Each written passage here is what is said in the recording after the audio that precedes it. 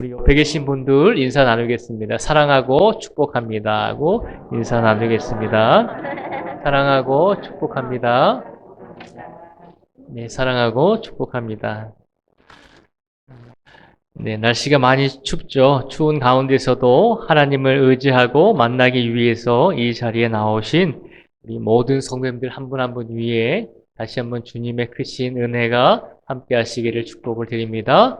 이제 오늘은 대림절 두 번째 주일입니다. 계속해서 말씀을 드리지만 대림절은 성탄절에 오실 예수님을 기도하면서 우리가 기다리며 준비하는 기간이 대림절 절기입니다. 그래서 오늘 대림절 둘째 주일을 맞이하여서 우리가 이 대림절 기간을 다시 한번 이 세상에서 어떻게 맞이하고 어떤 모습으로 살아가야 할지를 오늘 세례 요한의 모습을 통해서 우리가 한번 살펴보고자 합니다. 오늘 본문 2절과 3절 말씀에 보면 이렇게 기록을 하고 있습니다. 2절과 3절의 말씀을 제가 읽어드리겠습니다. 잘 경청해 주시기 바랍니다. 2절과 3절에 보면요. 안나스와 가야바가 대제사장으로 있을 때에 하나님의 말씀이 빈들에서 사가랴의 아들 요한에게 임한지라. 요한이 요단강 북은 각처에 와서 제사함을 받게 하는 회개의 세례를 전파하니. 아멘. 오늘 2절과 3절에 보면 예수님보다 6개월 먼저 태어난 세례 요한이 예수님이 오시기 전에 예수님께서 메시아로서 구원자로서 공식적으로 이스라엘 백성들에게 나타나시기 전에 세례 요한이 먼저 예수님을 예비하고 있는 모습을 우리에게 보여주고 있습니다.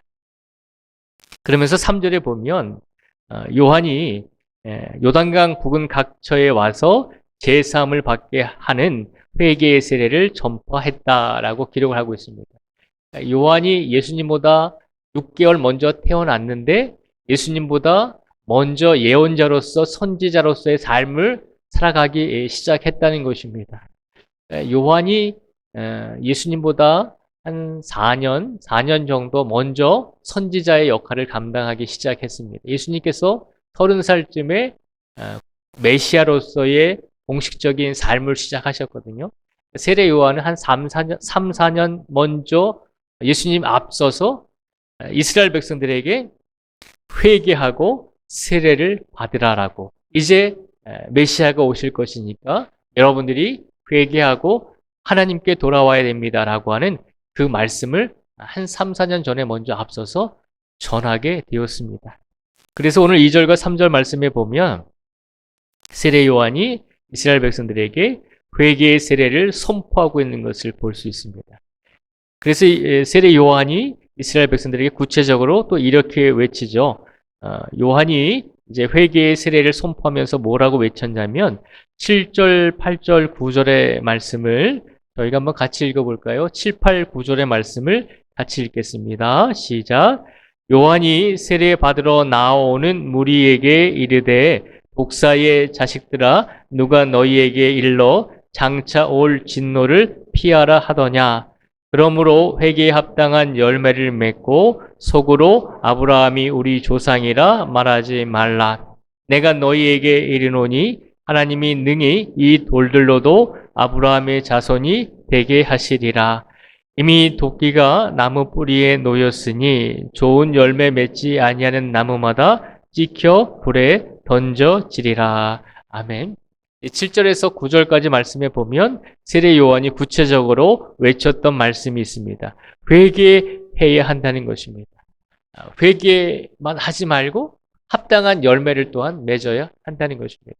세례 요한이 외쳤던 것은 그것입니다. 하나님 앞에서 우리의 삶을 되돌아보며 우리의 죄를 회개할 뿐만 아니라 회개에서 끝나지 말고 그에 맞는 합당한 열매, 그에 맞는 믿음의 단계까지 성숙해야 한다는 것입니다. 성장해야 한다는 것입니다.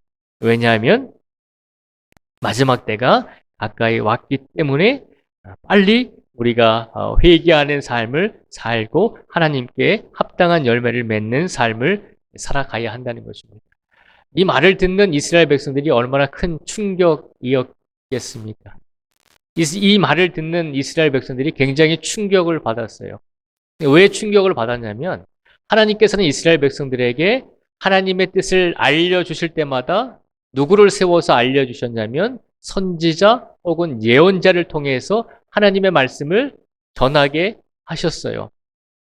그런데 이스라엘의 구약시대의 역사를 보면 이스라엘 백성들에게 하나님의 말씀을 가지고 하나님의 말씀을 대언하는 이 선지자와 예언자들이 언제 마지막으로 나왔냐면 마지막 예언자와 마지막 선지자가 누구였냐면 구약의 마지막 말씀인 말라기라고 하는 이 선지자가 마지막으로 이스라엘 백성들에게 하나님의 말씀을 선포했던 예언자입니다.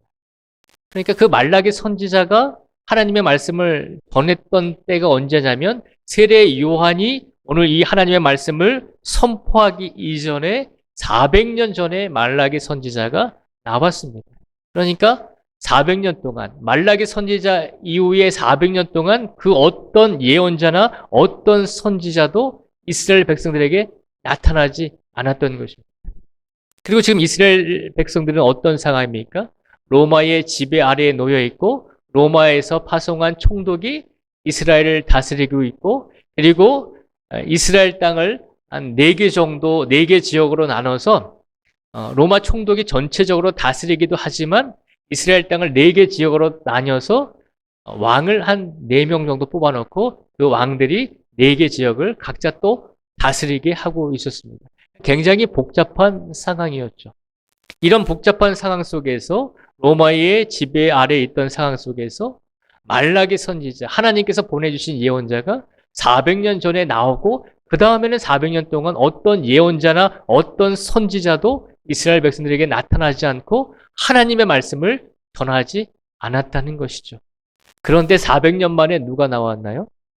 광야에서 세례 요한이 나타나서 이스라엘 백성들에게 외치고 있습니다. 당신들이 회개의 세례를 받아야 합니다. 당신들이 회개하지 아니하고 합당한 열매를 맺지 아니하면 하나님께서 분명히 징계를 내리시고 그에 대한 하나님의 계획을 실현하실 것입니다. 이미 도끼가 나무 뿌리에 놓였듯이 우리들에게도 이제 시간이 얼마 남지 않았습니다. 이제 메시아가 올 것입니다. 라고 하는 아주 충격적인 말로 이스라엘 백성들에게 선포했다는 것이죠.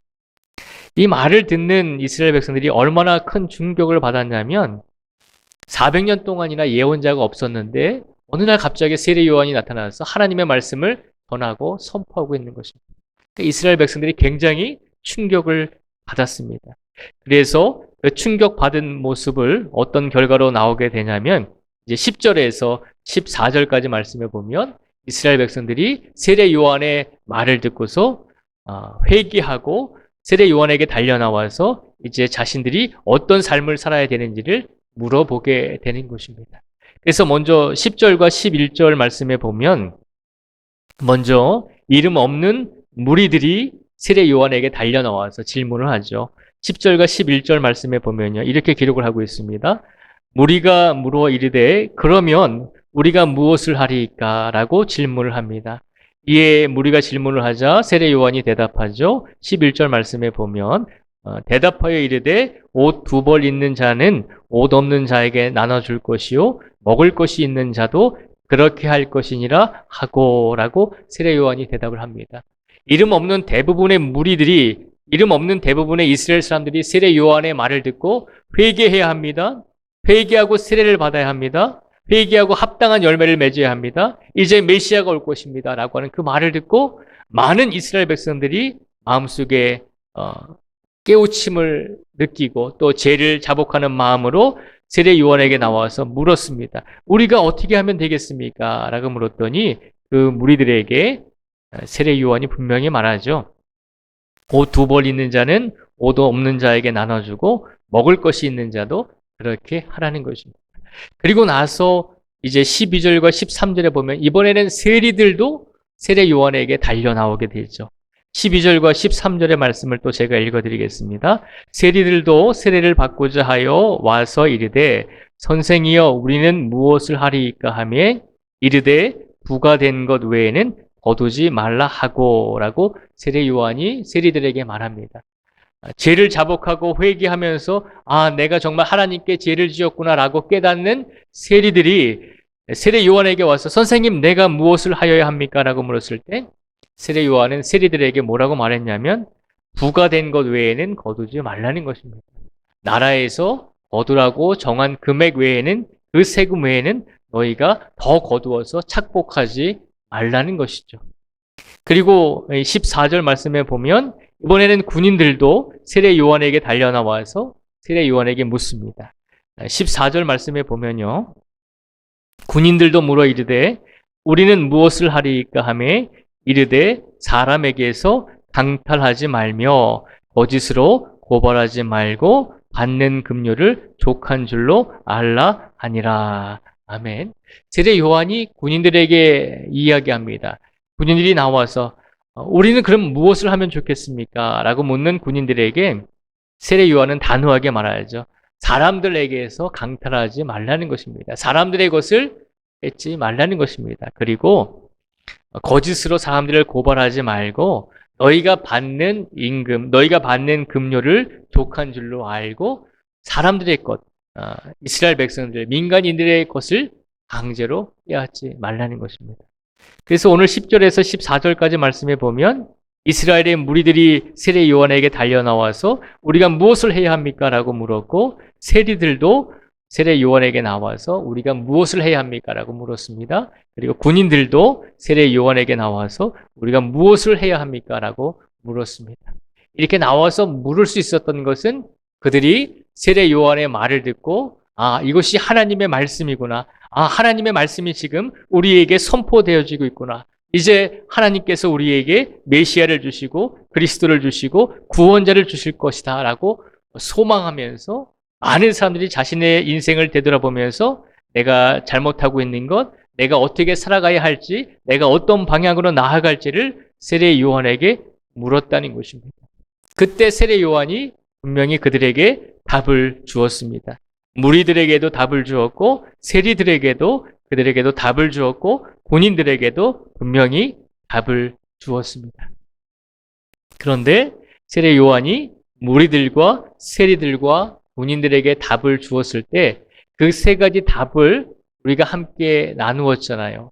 세례 요한이 무리들에게 세리들에게 군인들에게 해준 그 세 가지의 답, 회개하고 또 세례를 받고 우리가 합당한 열매를 맺기 위해서 어떻게 해야 합니까? 라고 묻는 질문에 세례 요한은 분명히 그들에게 맞는 답을 주었거든요. 그런데 가만히 그 세 가지의 답을 들여다보면 세례 요한이 그들에게 준 답은 어떤 답인가요? 이 세 부류에게 준 세례 요한의 답을 가만히 들여다보면 너희들의 삶을 완전히 180도 바꾸고 그 삶에서 떠나라라고 하는 답이 아니었죠. 무리들에게는 너희가 옷 2벌 있으면 옷 없는 자에게 하나를 나눠주고 너희가 먹을 것이 있으면 그 먹을 것을 나눠주라는 것입니다. 그리고 세리들도 너희가 당장 그 직업을 때려쳐. 그렇게 말하지 않았습니다. 너희가 있는 그 직장에서 너희가 하는 그 일 속에서 너희가 할 수 있는 일을 하라는 것입니다. 너희가 부과된 세금 외에는 거두지 말라는 것입니다. 그리고 군인들에게도 말하잖아요. 너희가 군인이라고 하는 직업을 당장 때려쳐. 그렇게 말한 것이 아니죠. 너희가 군인으로서 살아가야 하지만 군인으로서 살아가되 너희가 그 자리에서 할 수 있는 것을 하라는 것입니다. 이것이 세례 요한이 사람들에게 준 대답이었습니다. 우리가 회개하고 합당한 열매를 맺으려면 우리가 모든 삶이 180도 다 끊어버리고 모든 것이 다 반대로 가야 된다라고 그렇게 극단적으로 생각할 때가 참 많이 있습니다. 그래서 예수님을 믿는다는 것이 우리가 가지고 있는 모든 것을 포기해야 되는 것처럼 느껴질 때가 많이 있죠. 그런데 세례 요한은 이들에게 뭐라고 이야기하죠?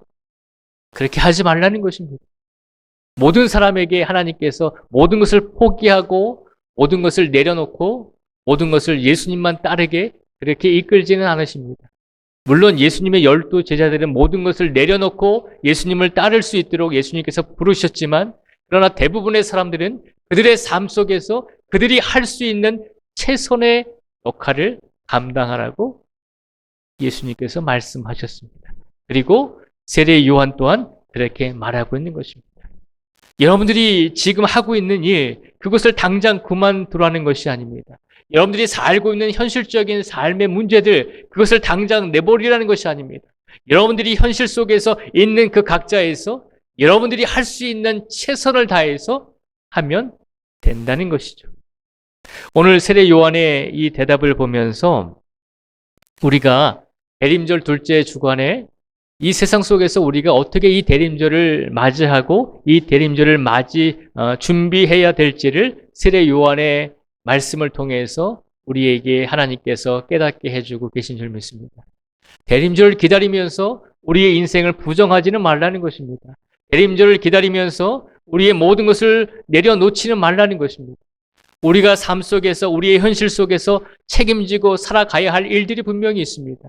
예수님께서 이 대림절에 우리에게 진정으로 원하시는 것은 우리가 어떤 자리에 있든지 그 자리에서 예수님의 제자로서 하나님의 자녀로서 우리가 행할 수 있는 일들을 행하기를 바라고 계신다는 것입니다. 그것이 오늘 세례 요한의 입술을 통해서 우리에게 주시는 예수님의 메시지인 줄 믿습니다. 우리가 농사를 짓고 있나요? 우리가 직장을 다니고 있나요? 우리가 공기업에 다니고 있습니까? 아니면 다른 일들을 하고 있습니까? 다양한 삶을 살고 있잖아요. 세례 요한이 다양한 삶을 살고 있는 모든 사람들에게 너희의 모든 것을 부정하라라고 말하지 않았습니다. 여러분들이 살아야 될 사회 속에서, 여러분들이 살아야 될 그 생활 속에서, 현실의 삶 속에서 살아가십시오. 그리고 그 안에서 여러분들이 그동안 하지 못했던 예수님을 믿는 성도로서, 하나님을 믿는 성도로서 그동안 외면했던 일들을 행하면 된다는 것입니다. 이것이 대림절 두 번째 주일에 우리에게 주시는 예수님의 메시지인 줄 믿습니다. 그동안 우리가 예수님을 믿고 그동안 우리가 예수님을 의지한다라고 하면서 우리의 삶 속에서 혹여라도 예수님께서 원하시는 일들을 외면하고 우리가 원했던 일들만을 행하면서 살아온 적은 없는지, 우리가 옷 두 벌이 있는데 옷이 없는 이웃에게 한 벌을 줄 수도 있었는데 그렇지 못했던 적이 있는지, 혹은 우리가 많은 사람들에게 우리가 정당한 것 외에 우리가 더 많은 이윤을 추구하면서 살지는 않았는지, 그리고 우리에게 주어진 권위와 또 힘과 우리에게 주어진 어떤 직분의 위치 때문에 우리가 더 다른 사람들에게 우리의 힘을 가시하거나 우리가 더 다른 사람들을 보살펴 주어야만 했음에도 불구하고 그렇게 하지 못했던 일들이 있는지 우리 자신을 한번 되돌아보라는 것입니다. 그것이 꼭 사회에서만 적용이 되겠습니까? 사회에서도 물론 일어나겠지만 우리 가정에서도 분명히 일어날 것이고 우리 신앙의 공동체 안에서도 분명히 일어난다는 것을 기억하라는 것입니다. 그래서 오늘 세례 요한은 사회에서 머물고 있는 모든 사람들과 그리고 신앙생활하고 있는 모든 성도들, 그리고 가정에서 우리가 현실 속에서 삶을 살아가야 하는 곳곳에서 이제는 우리의 뜻대로 우리의 생각대로 살아왔다면 대림절을 맞이하는 이 기간에는 우리의 뜻대로 우리의 생각대로 살아가는 것이 아니라 그동안 우리가 외면하고 우리가 그동안 행하지 않았던 예수 그리스도의 제자로서의 삶을 찾아내서 그것을 행하면 된다는 것입니다. 우리가 할 수 있는 일들을 행하면 된다는 것입니다. 내가 할 수 있는 일들을 찾아서 행하면 된다는 것입니다. 오늘 세례 요한은 우리가 어떻게 하면 회개하고 우리가 어떻게 하면 바른 삶을 살 수 있겠습니까? 라고 이렇게 질문하는 이스라엘 백성들에게 세례 요한은 분명히 말하죠. 여러분들이 있는 자리에서 여러분들이 할 수 있는 일, 여러분들이 하나님을 위해서 할 수 있는 일들을 행하면 됩니다. 라고 그렇게 선포하고 있는 것입니다. 오늘 이 자리에 계신 우리 모든 성도님들 한 분 한 분이 이제부터라도 우리가 처해 있는 상황 곳곳에서 우리가 할 수 있는 최선의 방법으로, 최선의 행함으로 하나님께 영광을 돌릴 수 있는 귀한 성도들이 되시기를 주님의 이름으로 축복을 드립니다. 나는 능력이 없어. 나는 나이가 많아서 할 수 있는 게 없어. 그렇게 생각하지 마시고 지금 우리의 모든 삶을, 지금 우리의 모든 현실을 예수님께서 분명히 이해하시고 알고 계십니다. 우리에게 가한 것을 요구하지 아니하십니다. 우리에게 무리한 것을 요구하지 아니하십니다. 단 우리가 잃어버리고 우리가 기억하지 않으려고 하면서 행하지 않았던 그리스도인의 삶의 모습, 그것을 찾아내서 이번 대림절 기간에 행함으로, 그리고 그 행함의 모습을 보면서 많은 세상 사람들에게 예수님을 믿는 성도들이 어떤 삶을 살아가고 있는지 본이 되는 모습을 보여주면 된다는 것입니다. 그 모습을 살아가실 수 있는 우리 모두가 되기를 주님의 이름으로 축복을 드립니다. 이것이 첫 번째로 세례 요한이 이스라엘 백성들에게 준 메시지입니다. 그리고 오늘 세례 요한의 모습을 통해서 한 가지를 저희가 더 기억하고자 합니다. 15절에서 17절까지 말씀해 보면 이스라엘 백성들이 세례 요한을 보면서 400년 만에 예언자가 나타났고 선지자가 나타났기 때문에 세례 요한을 보면서 당신이 메시아 아닙니까? 당신이 그리스도 아닙니까? 라고 그렇게 질문을 했습니다. 그랬더니 세례 요한이 뭐라고 대답을 했을까요? 15절부터 17절까지의 말씀을 저희가 같이 읽어보겠습니다. 15절부터 17절까지의 말씀을 같이 읽겠습니다. 시작. 백성들이 바라고 기다림으로 모든 사람들이 요한을 혹 그리스도신가 심중에 생각하니 요한이 모든 사람에게 대답하여 이르되 나는 물로 너희에게 세례를 베풀거니와 나보다 능력이 많으신 이가 오시나니 나는 그의 신발끈을 풀기도 감당하지 못하겠노라. 그는 성령과 불로 너희에게 세례를 베푸실 것이요 손에 키를 들고 자기의 타작 마당을 정하게 하사 알곡은 모아 곡간에 들이고 쭉정이는 꺼지지 않는 불에 태우시리라. 아멘.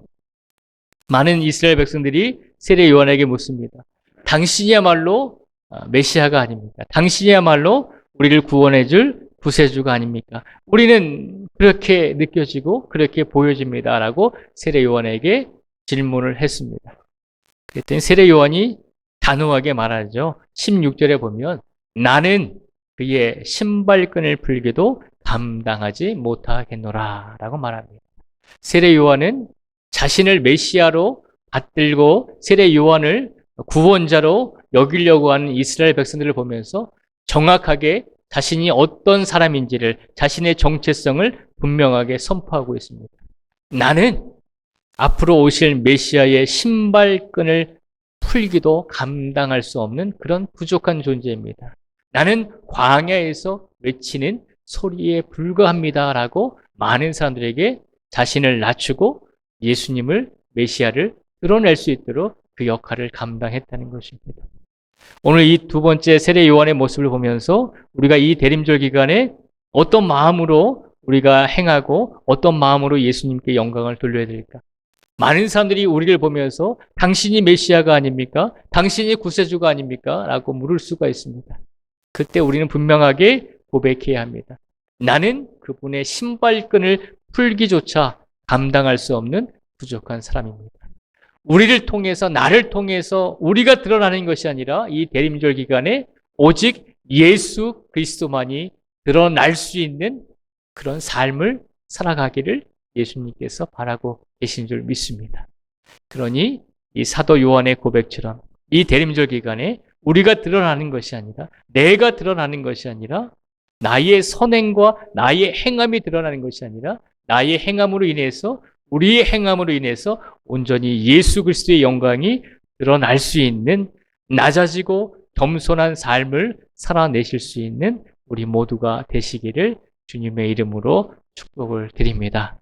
이 두 가지의 말씀을 기억하시고 세례 요한이 우리에게 말씀하고 계십니다. 우리의 삶 속에서 우리가 할 수 있는 최선의 일을 하면 된다는 것입니다. 그리고 우리가 행하되 우리가 많은 열매를 맺되 우리가 드러나는 것이 아니라 온전히 성탄절에 오실 예수 그리스도가 드러날 수 있도록 우리를 낮추고 겸손한 삶을 살아내기를 우리에게 부탁하고 있는 줄 믿습니다.